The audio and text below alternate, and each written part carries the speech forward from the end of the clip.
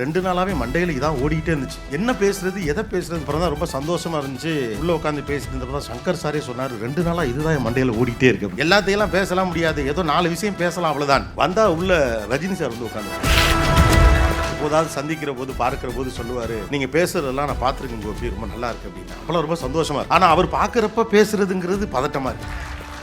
தமிழினுடைய வார்த்தைகளுக்கு கேரக்டரையும் கோபங்கிற வார்த்தையை நீங்க சாந்தமா சொல்லவே முடியாது. கத்தாரா அப்படிங்கிறது கத்தி தான் சொல்லுவாங்க.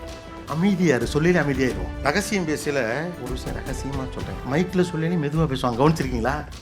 அரசியல், நீதி, நிர்வாகம், அறம், கருணை, காதல், கலவி, காமம், வஞ்சனை, துரோகம், ஆத்திரம், எரிச்சல், கவிதை, இன்னும் என்னவெல்லாம் வேண்டும் உனக்கு எடுத்துக்கொள், ஒற்றை புத்தகம். ஐயோ, காதலை இவ்வளவு அழகாலாம் சொல்லிடலாம், ரொம்ப நாளாச்சு சார். பாரி என்பது பெயர் அல்ல, அது ஒரு நம்பிக்கை, அது ஒரு குறியீடு, அது ஒரு அடையாளம். அவர் வள்ளல் தன்மை கொண்ட மனிதர். ஓகே, முல்லைக்கு தேரிந்தான் பாரி அப்படின்னு சொல்லிட்டு, ஆனா அதை ஒட்டி சில கேள்விகள் இருக்குல்ல. அந்த மயிலால பாரிக்கு என்ன ஆக போகுது? 2000 வருடங்களுக்கு பிறகு அவரை பற்றி மேடையிலே கோபிநாத் பேசும்போது இதை குறிப்பிடுவான் என்று ஒரு நாளும் பாரிக்கும் மயிலுக்கும் தெரிந்திருக்காது. வள்ளல் தன்மை என்பது நிர்வாகத்திறன் அல்ல, அது குழந்தையின் குரல் கேட்ட கணத்தில் பால் கசியின் தாயின் மார்பை போன்றது.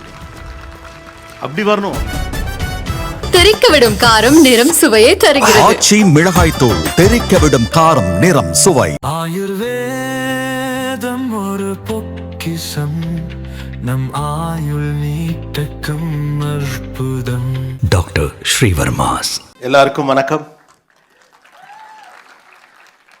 வேள்பாரி பேரே ஒரு ஆக்சுவலாக இங்கே ஒரு வீடியோ காட்டினப்ப பொதுவாக திரைப்படங்களில் வந்து வர்றப்போ அந்த ஒரு வைப் அதை பார்க்கலாம்.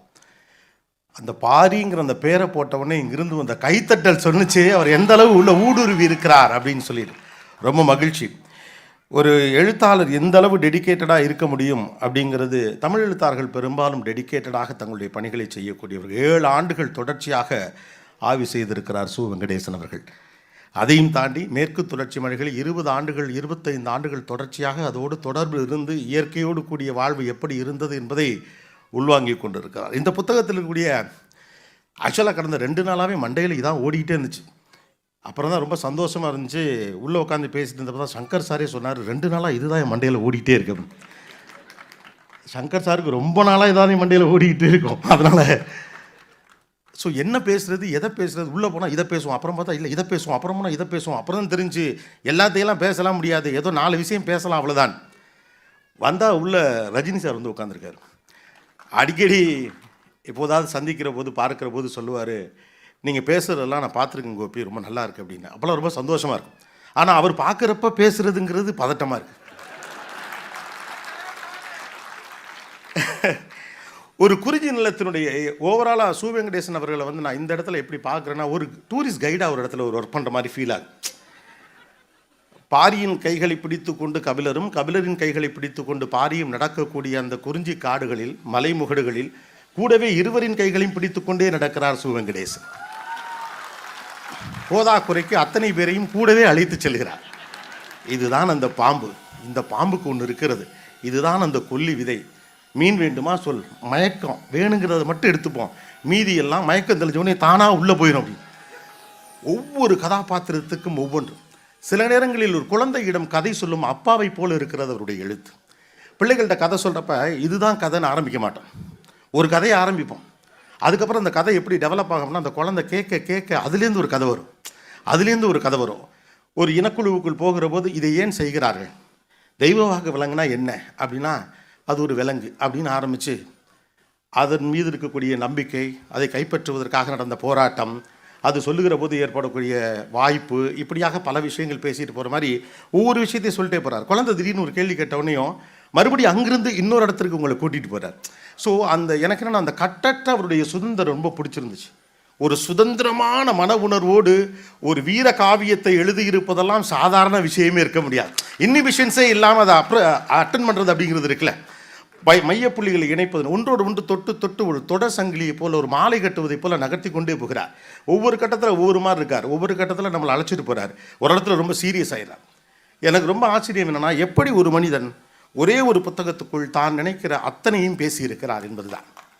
அரசியல், நீதி, நிர்வாகம், அறம், கருணை, காதல், கலவி, காமம், வஞ்சனை, துரோகம், ஆத்திரம், எரிச்சல், கவிதை, இன்னும் என்னவெல்லாம் வேண்டும் உனக்கு எடுத்துக்கொள், ஒற்றை புத்தகம், 2 தொகுப்பு தான், வேணுங்கிறத எடுத்துக்க அப்படின்னு சொல்லி. இதில் ஒரு சூட்சுமம் இருக்கிறது. மிகச்சிறந்த ஒரு சூட்சுமக்காரராகத்தான் இந்த நூலாசிரியரை பார்க்க வேண்டியிருக்கிறது. இதில் எல்லா கதாபாத்திரமும் அவர் தான். இதில் எல்லா கதாபாத்திரமும் சு வெங்கடேசனே. பாரி அவர்தான், கபிலர் அவர்தான், நீலன் அவர்தான், எல்லோருமே அவர்தான், ஆதினி அவர்தான். அதில் வரக்கூடிய எல்லா பெயர்களும் வீடுகள் இருக்க இப்போ வச்சிருக்கோம் நம்ம பேர், எல்லா கதாபாத்திரமும் அவர்தான். ஒவ்வொரு கதாபாத்திரத்தையும் அவர் சொல்ல விரும்பும் ஒரு செய்தியை சொல்லுவதற்கு மிகச்சரியான இடத்தில் மிகச்சரியான அளவில் பயன்படுத்தி இருப்பது தான் அந்த புத்திசாலித்தனம். மிக கடினமாக இந்த புத்தகத்தை இவர் உருவாக்கி இருக்கிறார் என்பதெல்லாம் தெரிகிறது. ஆனால் இந்த சூட்சுமத்தை கண்டுபிடிச்சு விட்டோம் நாங்கள் அப்படிங்கிறது தான். சில உங்கள் கதையில் வரக்கூடிய, உங்களுடைய வேள்பாரியில் வரக்கூடிய சில விலங்குகளுக்கென்று இருக்கக்கூடிய சில தனித்த குணம் போல சில உண்டு. சில எழுத்தாளர்களுக்கு, சில படைப்பாளிகளுக்கு இப்படி ஒன்று உண்டு. ஒரு விலங்கு பற்றி சொல்லுவாங்க. நான் ஒரு ஃபேண்டஸியான ஒரு அனிமல் பற்றி படிச்சிருக்கேன். அது கடிச்சிருச்சுன்னா, இல்லை அது நம்மளை பிடிச்சிருச்சுன்னா நாமளும் அதுவாகவே மாறிடுவோம். வேள்பாரி படிக்கிறவரும் வெங்கடேசன் ஆகிறார். எனக்கும் கற்பனை வரும். அந்த ஃபேண்டசிக்குள்ளே போகிற போது அழகால் அடித்து கொள்ளும் ஒரு பறவை, அது எப்படி ஆந்தை முகத்தோடு ஒரு மிருகம், இது என்னது, இது எங்கே இருக்குன்னு எனக்கு பெரும் சந்தேகம் வந்தது. நிறைய பேருக்கு நிறைய சந்தேகங்கள் இருந்திருக்கலாம். சந்தேகம் இருக்கிற போதெல்லாம் நான் சற்றும் யோசிப்பதே இல்லை, சம்மந்தப்பட்டவருக்கே பேசிடுவேன். 20 ஆண்டுகளாக என்னால் ஒரு நிகழ்ச்சியை நடத்த முடிவதற்கான ஒரே காரணம் அதுதான். சந்தேகம் வந்தால் யோசிக்கக்கூடாது, சம்மந்தப்பட்டவங்கள்ட்ட கூச்சம் இல்லாமல் கேட்டேன். நேற்று அவருக்கே ஃபோன் பண்ணிட்டேன். இதில் வரக்கூடிய கதாபாத்திரங்களில் எதெல்லாம் உண்மை, எதெல்லாம் கற்பனை எனக்கே புரியலை சார் அப்படின்னு சொன்னால் மிக அற்புதமாக இருக்கிறது. என்னென்னா, கற்பனை என்று நாம் நினைத்து கொண்டிருக்கக்கூடிய பல்வேறு கதாபாத்திரங்களுடைய உண்மைத்தன்மை. கதாபாத்திரம் என்று சொல்வது நான் மனிதர்களை பற்றி மட்டும் சொல்லலை. அதில் வரக்கூடிய பாம்பிலிருந்து தொடங்கி பறவையிலிருந்து, மிருகத்திலிருந்து, மரத்திலிருந்து, செடியிலிருந்து, கொடியிலிருந்து, கொப்பிலிருந்து, கொம்பிலிருந்து. கொப்புனா என்ன, கிளைனா என்ன, கொப்பு தான் கொம்பாச்சாரெலாம் விளக்கம் கொடுத்துட்டு போகிறார். அப்பப்போ போய் இது எல்லாவற்றுக்கும் ஆனால் சங்க இலக்கிய பாடல்கள் வழியாக அப்படி ஒன்று இருந்ததை இவர் நிறுவுகிறார். அந்த காலகட்டம் எப்படிப்பட்டதாக இருந்திருக்கிறது அப்படிங்கிறது அதில் ஆச்சரியம். ஜஸ்ட் லைக் தட் ஒரு ஃபேண்டசி ஸ்டோரின்னு போகிறோம். அது குழந்தைக்கு கதை சொல்லுகிற போதும் விவரணையாக சொல்கிறதுன்னு ஒன்று இருக்குல்ல. அந்த பறவை எப்படிப்பட்டது, அதனுடைய தன்மை எப்படிப்பட்டது, அது என்னவெல்லாம் சொல்லும், அதை ஒட்டிய நம்பிக்கை என்ன, அதனுடைய சக்தி என்ன. சுண்டா பூனை எப்படின்னு ஒரு பூனை, குட்டி பூனைன்னு சொல்லிட்டு முடிச்சிருக்கலாம். மண்டையெல்லாம் ஓடுது அந்த பூனை. இப்போ அது எப்படி இருக்கும், ஒன்று வாங்கி வளர்த்துடலாமா, இப்போ எங்கேயும் கிடைக்குமா, பெட் ஷாப்பில் ட்ரை பண்ணுவோமா அப்படின்னு சொல்லிட்டு. ஆனால் அப்படிப்பட்ட ஒரு பூனை எதற்காக வளர்க்கப்பட்டது என்பதற்கான விவரணையும் அவர் சங்க இலக்கியத்திலிருந்து எடுத்திருக்கிறார். போதாக்குறைக்கு வாய் வழியாக வளர்ந்த இந்த கதையினுடைய பின்னணிகளையும் சேர்த்திருக்கார். கிரேட்டஸ்ட் மிக்சர் எவர். ஒரு ஃபுல் மீல்ஸ்ன்னு சொல்லுவாங்கள்ல, வாய் வழியாக வளர்ந்த கதையும் அதுக்குள்ளே இருக்கிறது. சங்கம் இருக்கிறது, சங்கத்தமிழ் சங்க இலக்கியத்திலிருந்து பாடல்கள் சரியாக அதற்கான ஆதாரங்கள் கொண்டு வரப்பட்டிருக்கிறது. கீழடி போன்ற ஆய்வுகள் இதற்குள் சொல்லியிருக்கிறார்கள். இதுபோக போதாக்குறைக்கு இவர் 7 ஆண்டுகள் இவர் ஆய்வு செய்து வெளியிட்ட ஒரு ஆய்வு கட்டுரை. இது எப்படி வேணாலும் எடுத்துக்கலாம், இதை ஆய்வு கட்டுரை என்று எடுத்துக்கொள்ளலாம். ஆண்டர்ப்ரனர்ஷிப்புக்கான ஐடியாஸை சொல்கிற ஒரு புத்தகம்னு எடுத்துக்கலாம். போர் எப்படி இருக்கும் தெரியுமா தம்பி அப்படிங்கிறதுக்கான புத்தகமாக எடுத்துக்கொள்ளலாம். வீரனை போரால் வீழ்த்த முடியாது, உன்னால் வஞ்சகத்தால் வீழ்த்த முடியும், அதை வச்சு தாண்டா நீ வீழ்த்த முடியும்னு சொன்ன வீர மரபாக இருக்கலாம். தனிநபர்கள் எப்படிப்பட்டவர்களாக இருக்கிறார்கள், மனிதர்கள் எப்படிப்பட்டவர்களாக இருக்கிறார்கள், அரசியல் என்ன பேசுகிறது என்று பல்வேறு கோணங்களில் பேசுகிறார். சில விஷயங்கள் இதில் எழுதி நான் எடுத்துகிட்டு வந்தேன். அது எல்லாத்தையும் இந்த மீடியா ஹவுஸஸில் ஒரு பெரிய பிரச்சனை உண்டு. நம்ம நிறைய பிளான் பண்ணிட்டு இருப்போம்ல, அதெல்லாம் அவங்க ஏற்கனவே ஏவியாக போட்டுருவாங்க. உட்காந்துக்கிட்டு எல்லா பேரையும் படித்து மனப்பாடம் பண்ணி, பரவாயில்ல மனப்பாடம் போனாலும் சொல்லிவிடுவோம் அப்படின்னு எழுதிட்டு வந்திருப்போம்ல, அதுக்காண்டியாவது நான் சொல்லணும். கஷ்டப்பட்டு எல்லா பேரையும் எழுதிட்டு வந்ததுக்காண்டியாவது அதை சொல்லணும். இதில் சில பேர் சொல்லப்படலை. அதில் ரொம்ப அழகான ஒரு பேர் சூழ்கடல் முதுவன் அப்படின்னு ஒரு பேர் உண்டு. ஒரு பிஸ்னஸ் எம்பையர் சூழ்கடல் முதுவன். எல்லாம் வளைச்சு பிடிச்சி அடிக்கிற அப்படின்னா ஆனந்த விகடனில் ஒரு முறை ஒரு வார்த்தை வந்தது. அப்போ ராக்கண்ணன் அவர்களிடம் கூப்பிட்டு அந்த வார்த்தைக்கான அர்த்தம் கேட்டேன். அதகளம் அப்படின்னு ஒரு வார்த்தை. சில வார்த்தைகள் அப்படியே பக்குன்னு மனசில் நிற்கும். அதகளம் அப்படின்னா அப்புறம் எனக்கு ஒரு விளக்கம் சொன்னார். அது உனக்கு எப்படி புரிய வைக்கிறது, அடித்து பிடிச்சி துவைச்சி தூக்கி போட்டு மிதிச்சு எல்லாம் சேர்ந்த கலவை அது அப்படின்னார். அதுபோல் சூழ்கடல் முதுவன் அப்படிங்கிற ஒரு வார்த்தை. அதே போல் இருக்கக்கூடிய ஒரு வானியல் அறிவு பெற்றவருக்கு அவர் வைத்திருக்கக்கூடிய பேர் திசைவேலர் என்றொரு பெயர். வேள்பாரியின் தோழன் நீலன் உங்களுக்கு தெரியும். அப்புறம் வாரிக்கையன், தேக்கன், உதிரன், இரவாதன், காலம்பன், முடியன், நீலன் மனைவி மயிலா. இந்த பேர் தான் எனக்கு மிக பிடித்த ஒரு பேர். ஆதினியும் மயிலாவும் அவ்வளவு அழகாக பொருந்தும் பேராக இருக்கிறது. அதில் இன்னொரு நான் இந்த பாத்திர படைப்புகளில் எந்த இடத்துலையுமே கேரக்டரைசேஷனை ஏற்றவோ இறக்கவோ இல்லை. ஆண் எப்படி வீரமும் ஆளுமையும் அறிவும் கொண்டவனாக காட்டப்படுகிறானோ அதே போலத்தான் ஆதினியும் மயிலாவும் மற்றவர்களும் காட்டப்படுகிறார்கள். அவர்கள் சுதந்திரமானவர்களாக காட்டப்படுகிறார்கள். ஒரு தமிழ் பின்னணியிலிருந்து எழுதக்கூடிய, தமிழர் வாழ்வியலிலிருந்து எழுதக்கூடிய ஒருவருக்கு இயல்பாக அது அமைதல் ஒன்றும் ஆச்சரியம் கிடையாது, அப்படித்தான் வரும். ஆனால் அவர்கள் சுதந்திரமான மனிதர்களாகவும் இருந்திருக்கிறார்கள் அப்படின்னு சொல்லி. கபிலர் வருகிறார், நீலனிடம் பேசுகிறார். பாரியை பற்றி பேசுகிற போது நீலன் சொல்லுகிற இடத்திலேயே வியந்து போகிறார். நீலனே இப்படி பேசுகிறானே, அப்போது பாரி எப்படி பேசுவான்? அடுத்து மயிலா பேசுகிற போதெல்லாம் மயங்கி போகிறது கதை. பாரியை சந்திக்கலாமா வேண்டாமா என்ற ஒரு சந்தேகமே வரக்கூடிய அளவுக்கு பாரி பற்றி பேசுகிறது. எனக்கு ஒரே சந்தோஷம் என்னென்னா, எப்போதுமே இந்த முதல் வரியோடு நம்முடைய வாழ்க்கை பல நேரங்களில் முடிந்து விடுகிறதோ அப்படின்னு தோணும். வாழ்க்கையில் பல சிக்கல் அப்படி தான், முதல் வரியோடு முடிந்து போகும். நமக்கு பாரி அப்படின்னா என்ன? வேள்பாரி. வேள்பாரிங்கிறத இப்போ தான் நம்ம தெரிஞ்சுக்கிறோம். முல்லைக்கு தேரின்தான் பாரி. இந்த ஒத்த வரியை 2 மார்க்குக்காக படித்த இடத்துல, இந்த ஒத்த வரியை 2 மார்க்குக்காக படித்த இடத்துல, அவன் கருணை மட்டும் கொண்டவன் அல்ல, அவன் ஒரு மாவீரன். இயற்கையின் மீது அன்பின் மீதும் அவ்வளவு கொண்டவன். மக்களின் சுதந்திரத்திற்காகவும் அவர்களுடைய மனதுக்காகவும் அவர்களுடைய நேர்மைக்காகவும் வாழ்ந்த ஒரு மாபெரும் மனிதன். அஞ்சா நெஞ்சன், ஒரு பெரிய போர் வீரன் அப்படிங்கிற எல்லாத்தையும் கொண்டு வந்து சேர்த்ததுன்னு இருக்குல்ல. ஆக்சுவலாக ஒரு சமூகம் வளர வளர அது அடுத்த கட்டத்தை நோக்கி நகரணும், முதல் வரியை தாண்டி நகரணும். நமக்கு அது பெரும் சிக்கல். உலகத்திலேயே அதிக மக்கள் தொகை கொண்ட நாடு எதுன்னு கேட்டால் பட்டு நம்ம இப்போ இந்தியான்னு சொல்லிடுவோம். இப்போ நம்ம ஃபஸ்ட் பிளேஸில் இருக்கிறதுனால அடுத்த இடம் அப்படின்னம்னா எல்லாருமே சொல்லிவிடுவோம் சீனா, ஏன்னா ஏற்கனவே ஃபஸ்ட்டில் இருந்தான். ஓகே, 3வது யாருன்னு கேட்டோம்னா 30 பேரில் 3 பேருக்கு தெரிஞ்சால் பெருசு. நம்ம அடுத்து தாண்டி போகவே மாட்டோம், ஏன்னா நமக்கு தேவையில்லை. 4வது அதுக்கு நமக்கு சம்மந்தமே இல்லைன்னு. ஆனால் ஒரு சமூகம் அடுத்த கட்டத்தை நோக்கி நகரன்னா முதல் கட்ட தகவலை தாண்டி போகணும். இந்த மாதிரியான புத்தகங்கள் அந்த மாதிரி அடுத்த கட்ட நகர்வை நோக்கி நகர்த்துவது தான் ரொம்ப முக்கியமாக இருக்கிறது. ஏற்கனவே பிரபலமாக இருக்கக்கூடிய வரலாறை தாண்டி சிலருடைய வரலாறை எடுத்து சொல்லுகிற போது ஏற்படுகிற நம்பிக்கையை இது விதைத்திருக்கிறது. பாரி என்பது பெயர் அல்ல, அது ஒரு நம்பிக்கை, அது ஒரு குறியீடு, அது ஒரு அடையாளம், அறத்தின் அடையாளம், அன்பின் அடையாளம், இயற்கை என்னும் கொடையை எப்படி பயன்படுத்த வேண்டும் என்ற ஒரு நெறிக்கான ஒரு அடையாளம். அதே போல் ஒரு படத்தில் பஞ்ச் டயலாக் வைக்கிறதுலாம் உண்டு. புத்தகம் முழுக்க பஞ்ச் டயலாக்ஸ்னு சொல்ல முடியாத பஞ்ச் வரிகளாக வைத்து கொண்டிருப்பது. அதான் நான் சொன்னேன், இந்த புத்தகத்தை அவர் வெவ்வேறு விஷயங்கள் அணுகியிருக்கார். குழந்தைக்கு கதை சொல்லுவது போல தான் அது எனக்கு இருக்குது. அவருக்கு திடீர்னு ஒரு விஷயத்தை சொல்கிறதுக்கு ஒரு ஆள் தேவைப்பட்டால் அதுக்கு ஒரு கேரக்டர் அங்கே வந்துடுறார். அந்த கேரக்டர் அதை பேசும்.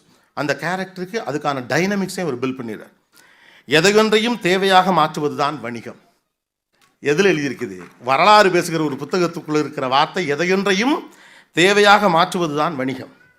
ராத்திரி 2 மணிக்கு ஃபோனை போட்டு பிரியாணி தின்னா தான் இட்ஸ் அ பிளெஸ்ன்னு ஃபீல் பண்ணுற ஒரு உலகத்துக்கு செய்தி 2000 வருடத்திற்கு முன்பு இருந்து வருகிறது. The most contemporary. ஒரு எழுத்து ரெலவெண்ட்டாக இருக்கணும், காலத்தை கடந்து அந்த காலத்தோடு அது தொடர்பு படுத்தணும். சமகால மனிதர்களின் உளவியலையும் அதன் சிக்கலையும் அவர்களுடைய வணிகத்தையும் அவருடைய வாழ்க்கையும் அவருடைய அரசியலையும் அது தொடர்பு படுத்த வேண்டும். புத்தகம் முழுக்க அப்படியான கருத்துக்கள் தான் விரவி கிடக்கிறது. அதைத்தான் இந்த புத்தகத்துடைய சூட்சமமாக நான் பார்க்கிறேன். ஒரு மேலாண்மை புத்தகம் என்று கணக்கில் எடுத்துக்கிட்டோம்னா இது ஒரு மேலாண்மை புத்தகம். அரசியல் புத்தகம் எடுத்துக்கிட்டால் அரசியல் புத்தகம். எல்லாத்தையும் தாண்டி இது சு வெங்கடேசனின் புத்தகம். எல்லாரும் சு வெங்கடேசனாக இருப்பதால். ஸோ இதில் இருக்கக்கூடிய முக்கியமான இந்த இது எனக்கு ரொம்ப பிடிச்சிருந்துச்சு. இன்றைக்கி இருக்கக்கூடிய கன்சூமரிக் ஆட்டிடியூடில் ஒரு மாலுக்கு நம்ம போகிறப்போ எதை வாங்கணும்னு போகிறோமோ அதை தவிர மீதி எல்லாத்தையும் வாங்கிட்டு எதை வாங்க போனோமோ அதுக்காக பணம் இல்லாமல் திரும்ப வந்து நாளைக்கு போவோமான்னு கேட்குற ஒரு ஊரில் இந்த வார்த்தை எனக்கு ரொம்ப முக்கியமானதாக படுகிறது. அதை வாரன் பஃபெட் தான் சொல்ல வேண்டும் என்ற அவசியம் இல்லை. ஒரு வரலாற்று நூல் வழியாக சு வெங்கடேசனும் சொல்லுவார். தேவையே இல்லாத பொருட்கள் எல்லாத்தையும் வாங்கி வாங்கி குவித்து, இந்த வார்த்தை வந்த பிறகு தான் கவனிச்ச பிறகு தெரிஞ்சு எல்லாத்தையுமே முக்கியமானதாகவே மாற்றி வைத்திருக்கிறோம். லக்ஸுரின்னு ஒன்று இப்போ இல்லவே இல்லை. எனக்கு இது வேணுமா வேணாமாங்கிறத பற்றி நான் முடிவே பண்ணலை. இது உனக்கு வேணும், இல்லைன்னா அது உனக்கு கௌரவ குறைச்ச, இல்லைன்னா உன்னை ஒருத்தனை மதிக்க மாட்டான், இல்லைன்னா உன் வாழ்க்கை நிறைவடையாது. பெரிதாக யோசின்னு போனது போக big size king size life வாழு அப்படின்னு சொல்லி எல்லாரையும் ஒரு கன்சியூமராக மாற்றி கொண்டிருக்கக்கூடிய ஒரு காலகட்டத்துக்குள்ளே ஆன்லைனில் கார்ட்டிங் அப்படிங்கிறது டிசீஸாக மாறிக்கிட்டு இருக்குது அப்படின்னு சொல்லுவாங்க. எல்லாத்தையும் எடுத்து காட்டில் போட்டுக்கிட்டே இருக்குது. எதுக்கு வேணும், எதுக்கு வேணாம், எதுக்கு வேணும். வீட்டில் எந்த பொருள் வைக்க இடமே இல்லை. வீடு பெருசாக தான் இருக்குது, தேவையில்லாமல் நிறையா பொருள் உள்ளே இருக்குது. அத்தை வீட்டில் பார்த்தது, சித்தி வீட்டில் பார்த்தது, அது கூட அப்புறமா வாங்கிக்கலாம். நாத்தனார் வீட்டில் பார்த்தது எல்லாம் 4 நாளைக்குள் வாங்கவில்லை என்றால் எங்கள் கௌரவம் தரிகட்டு போகும் என்ற இடத்தில் இந்த வார்த்தை எனக்கு ரொம்ப பிடித்திருந்தது. எதையொன்றையும் தேவையாக மாற்றுவது தான் வணிகம். 2வது ரொம்ப நுட்பமானது. இது ஒரு பக்கம் ஒரு ஆண்டர்பிரினர், ஒரு பிஸ்னஸ் அல்லது இன்றைக்கி இருக்கக்கூடிய ஒரு அட்வர்டைஸ்மிங் ஃபார்மட் அல்லது கன்சூமரிசத்தை பற்றி பேசுகிறதுனா, இன்னொன்று ஈகை அற்புதத்தை பேசுகிறது. அவர் வள்ளல் தன்மை கொண்ட மனிதர். ஓகே, பாரியும் வள்ளல் தன்மையும் ஒன்றோடு ஒன்று இணைந்தது, முல்லைக்கு தேரிந்தான் பாரி அப்படின்னு சொல்லிட்டு போகும். ஆனால் அதை ஒட்டி சில கேள்விகள் இருக்குல்ல. அந்த மயிலால் பாரிக்கு என்ன ஆக போகுது? மயிலால் பாரிக்கு ஒன்றும் ஆக போகிறது. ஒருவேளை பக்கத்து நாட்டு மன்னனாக இருந்தாலும் நாளைக்கு பஞ்சாயத்து இருந்தால் பார்டரில் நின்று பேசிக்கொள்வதற்கு அது தேவைப்படலாம். இல்லை ஒரு மாபெரும் வணிகராக இருந்தால் ஏதோ ஒரு வகையில் அரசாங்கத்துக்கு ஒரு டொனேஷன் கொடுப்பாருனா அது கொஞ்சம் அமைதியாக இந்த வைத்துக்கொள் தேரை நாளை தா அப்படின்னு சொல்லிட்டு போகலாம். எதுவுமே கிடையாது. பாரி யாரென்றே அந்த மயிலுக்கு தெரிந்திருக்க வாய்ப்பில்லை.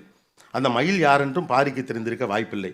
2000 வருடங்களுக்கு பிறகு அவரை பற்றி மேடையிலே கோபிநாத் பேசும்போது இதை குறிப்பிடுவான் என்று ஒரு நாளும் பாரிக்கும் மயிலுக்கும் தெரிந்திருக்காது. சு வெங்கடேசனுக்கே தெரிந்திருக்காது இல்லையா? அதைத்தான் அங்கே அழகாக அவர் சொல்றாரு. வள்ளல் தன்மை என்பது நிர்வாகத்திறன் அல்ல, அது குழந்தையின் குரல் கேட்ட கணத்தில் பால் கசியின் தாயின் மார்பை போன்றது. அப்படி வரணும் அப்படின்னு. அது கணக்கு போட்டு பண்ணுற வேலையெல்லாம் கிடையாது. இதை செய்தால் இது நடக்கும், இதன் வழியாக இதை உருவாக்கி கொள்ள முடியும், இதை நம்ம செஞ்சோம்னா. ஏன்னா இப்போ வள்ளல் தன்மையெல்லாம் நம்ம அப்படித்தான் வச்சுருக்கோம். ரொம்ப ஜெனரஸ். 5001 ரூபா மையெழுத்தம் ஜெனரஸாக இருக்கணும். ஏன் கஷ்டப்படுறாங்க? 10,002 ரூபாய் அது கட்டாயம் வரும், நமக்கு கணக்கு தெரியும் இல்லையா? 100 ரூபாய்க்கு பொருள் வாங்கி கொடுத்துவிட்டு 300 போட்டா இருக்கிற கதையெல்லாம் நடந்து கொண்டு இருக்கக்கூடிய ஒரு காலகட்டத்தில் வள்ளல் தன்மை என்பது இயல்பாக வரக்கூடிய ஒரு குணம், ஒரு தாயினுடைய குணத்தை போன்றது அப்படிங்கிற ஒரு அந்த உணர்வு இருக்குல்ல. வள்ளத்தன்மை நிர்வாகத்திறனில் அது பிளான் போட்டெல்லாம் செஞ்சிடலாம் முடியாது அப்படின்னு ஒன்று இருக்குல்ல. அது ஒரு இயல்பாக வரக்கூடிய குணமாக இருக்க வேண்டும். தமிழ் இருக்கிறது அப்படித்தான் இருந்திருக்கிறது அப்படின்னு. இப்போது நம்மகிட்ட வள்ளல் தன்மை இருக்கிறது.